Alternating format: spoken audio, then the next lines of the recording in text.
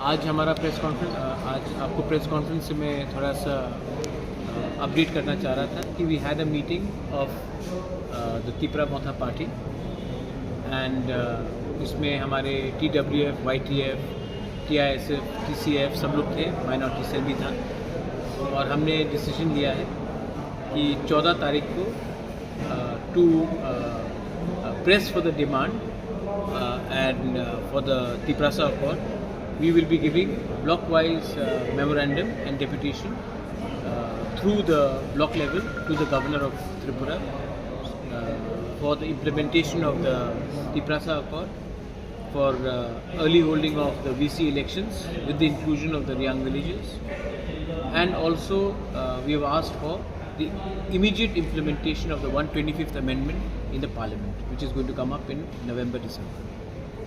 तो इसके लिए आज हमने अपना मीटिंग रखा है और 14 तारीख को हम लोग पूरे त्रिपुरा में peacefully to press for our demands we are going to do a deputation across the state at the block level and at the DM, BDO, SDM level with a common memorandum to be given to the Governor of Tripura.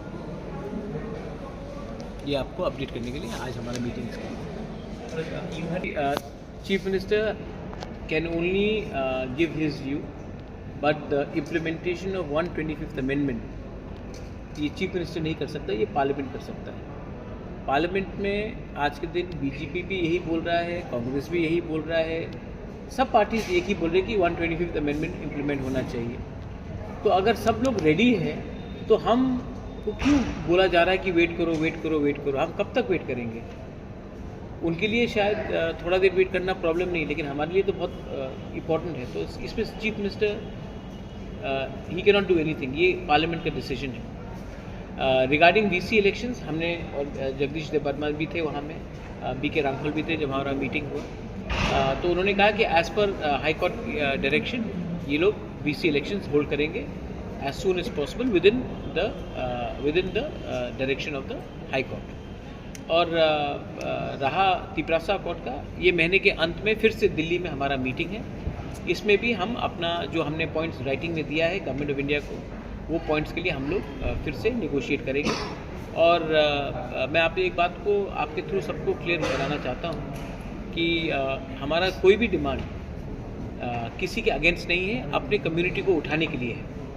और अगर किसी को लगता है कि अगर tribal अगर उठ गया तो किसी और का नुकसान है स्टेट में, तो वो गलत और जहर फैला रहा है। हमने किसी के अगेंस्ट कुछ नहीं कहा है, हमने अपने डिमांड को इम्प्लीमेंट करने के लिए हमने ये डिमांड्स रखा है गवर्नमेंट ऑफ इंडिया के सामने। ये सेकंड राउंड मीटिंग है और मैं आशा करता हूँ कि गवर्नमेंट ऑफ इंडिया भी इसको अच्छे तरीके से रिस्पॉन्ड करे, क्योंकि हम लोग बहुत दिन से वेट कर रहे हैं और बहुत लोग का पेशेंस भी कम हो रहा है। तो गवर्नमेंट ऑफ इंडिया को भी समझना चाहिए कि ट्राइबल्स ऑफ त्रिपुरा बहुत साल से उन्होंने इंतज़ार किया है उनके अधिकार को, उनके अधिकार के लिए, and we have to ensure that this is delivered as soon as possible. After your meeting with the State Election Commission, he said that Tribal Welfare Department is to initiate the process. So that is Bikash Debarma and that is the state government. So you have to ask this question to the Honorable Minister for Tribal Affairs.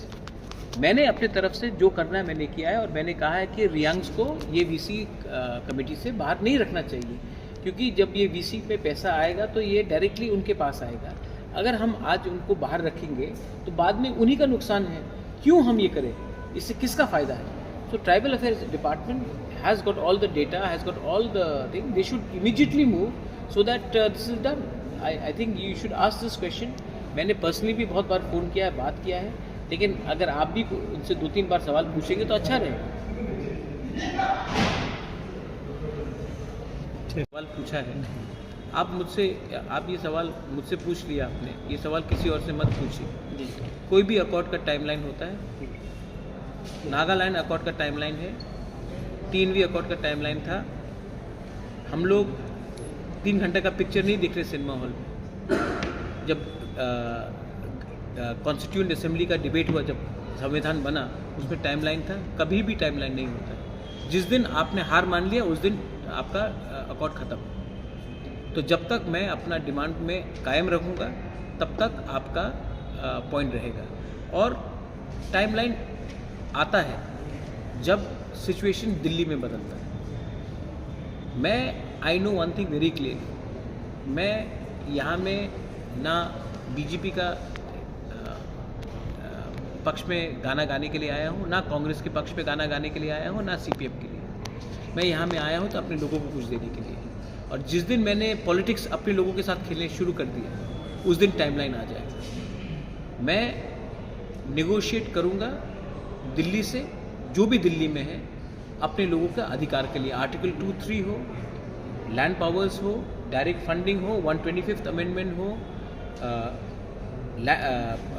Language rights हो, सब चीज़ के लिए मैं अपना लोगों के लिए मैं फाइट करूँगा। और जिस दिन मैंने टाइमलाइन रख दिया उस दिन आप समझ गए कि मैं पॉलिटिक्स में आ गया। इसमें ये गेम लंबा है, और मैं आपके मीडिया के थ्रू भी बताना चाहता हूँ ये गेम बहुत लंबा है, और जितना हम लोग एक रहेंगे उतना हमारे पक्ष में कुछ चांसेस है कुछ मिलने का। डिलिमिटेशन होगा 2026 में, उस समय अगर टाइमलाइन के बारे कोई बात कर रहा है, हमको अपना पोजीशन रखना है। आज 20 सीट है, 20 सीट से काम नहीं चलेगा।